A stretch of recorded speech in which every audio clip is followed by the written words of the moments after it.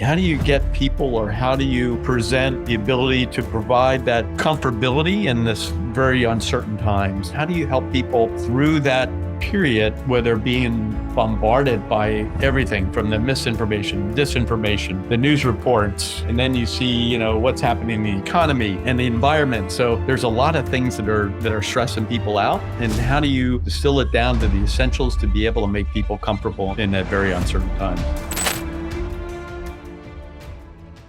Funny, I heard you sort of allude to, information sharing and making sure that folks have access to and are sort of hearing things all at the same time. I spend a lot of my headspace trying to think, I think as all of us do as corporate leaders, hey, Yeah. am I doing sort of like minimum viable governance the right way? How are we doing information flows? And I was listening to an interview with Jensen, the CEO of NVIDIA, talking about, and like I had it beaten into me, like, the rule of four and how you think about span of control and all of that, right? Like all that stuff everybody grew up with. And they're like, hey, how many direct reports do you have? And he offhand's like 40. I was, what? And I think I was on the treadmill and I was like, wait a second, you couldn't have just said 40.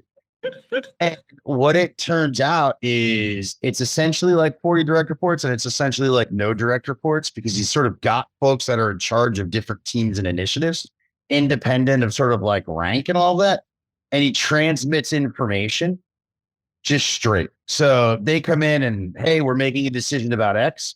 Hey, I'll have seniors in the room. I'll have college interns in the room. I'll have everyone, and everyone gets the information at the same time. His big point was, hey, we're not going to create sort of like asymmetric advantage based on access to information inside an organization, because all that's going to do is create like an organizational drag coefficient that's just going to, over time, it's going to compound into just like gum in the gears. And I heard that from you. I heard the team aspect, like getting the right people, the sort of hire, assess, all of that. But I also heard to make sure they've got access to the information. Was I hearing that right? Am I pulling on the right thread there, Mike? Yeah, absolutely. I think that's so critical to be able to, if you want them to make the decision, you need to have them the same information that you or Roderick and I would get to be able to do that. And I think that is so key. And there's some risks in that, because there is sensitive information, but you have a team that you trust, and you let them go execute and have fun. And that's what makes it. And Roderick and I have been able to set the tone for the company that's really a culture that really thrives in that aspect. I always get blamed for too many people in the room, but I always ask, in a meeting or in a session, who should be there that isn't there? Because, one of the quotes, I often use is a Patton quote. So back to your Army thing that says, when two people are thinking alike, somebody's not thinking. And it's that diversity of thought to be able to really challenge you and to make that product and that answer so much better, because they come at it from very different angles to be able to solve the problem. And I think that's the beauty of the company that Roderick has built here. Awesome. I think Mike's being a bit missing a point there a little bit. In order to have everyone in the room, you need a lot of trust, and Mike's built a really high functioning trust culture in the company. We operate in a complex environment with very sensitive information, and so we trust everyone with it, and that has worked really well. And we see obviously examples around us where that doesn't happen, where organizations don't have that trust and they're not able to do that. So, but that comes back to building culture, which Mike is exceptional at. So we benefit from that, tremendously. I think it would be a lot harder to have lots of people in the room if you didn't have trust at the heart of the organization.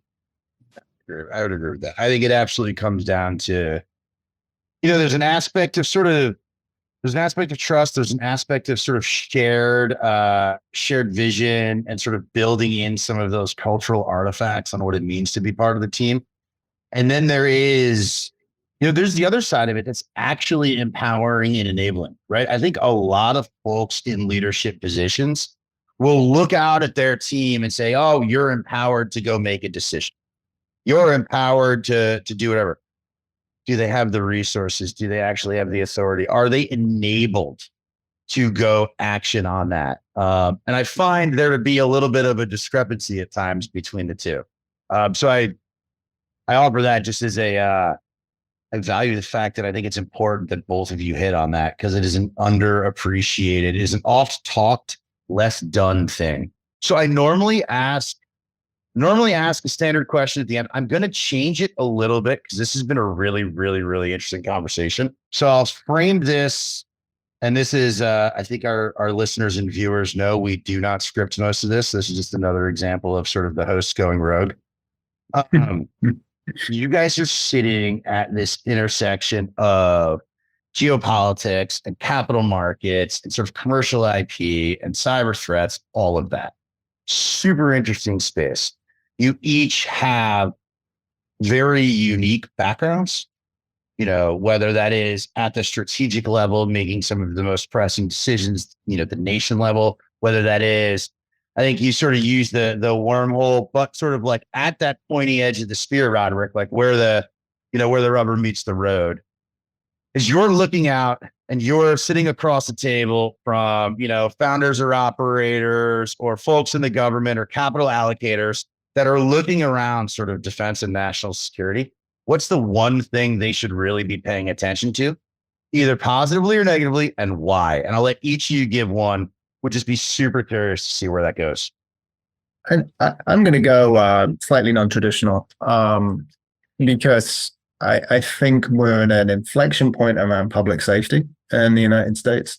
If you look across, certainly California, where I live, the number one voter issue is public safety.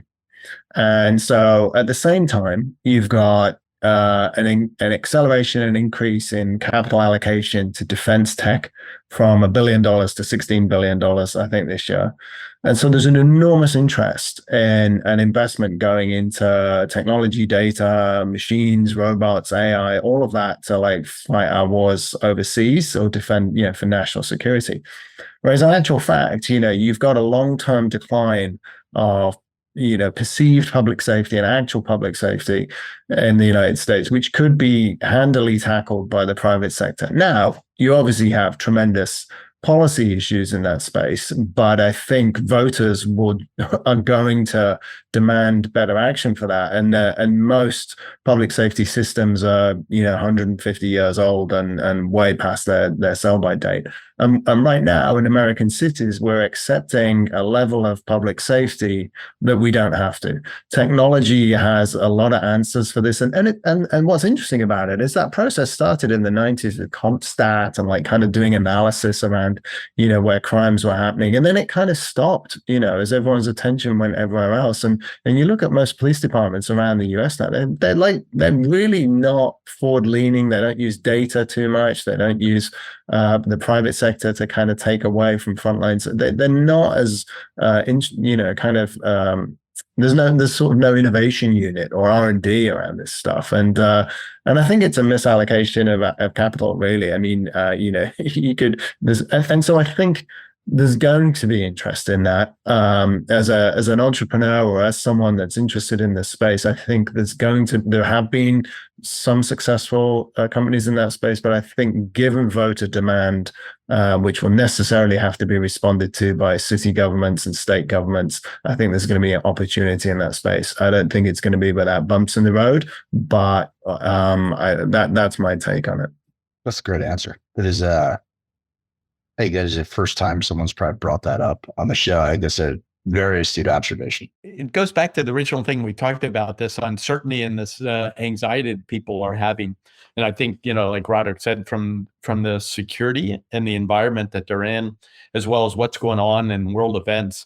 And I think from my perspective, it's probably the idea of having people be confident or reassured how to manage that risk in uncertain times.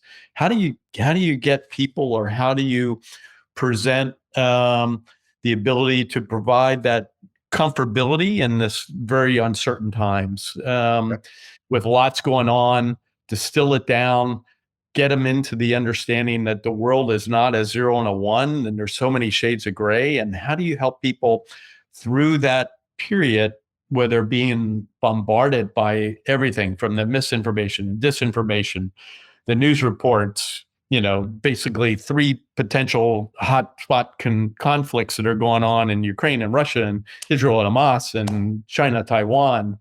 And then you see, what's happening in the economy and the environment. So there's a lot of things that are stressing people out. And how do you distill it down to the essentials to be able to make people comfortable in that very uncertain times? Yeah, I think it's an important reminder of the humanity behind organizations and technology and the criticality of ensuring that not just physical safety, but also that sort of mental and emotional, psychological safety is there so that they can be the best selves. Correct.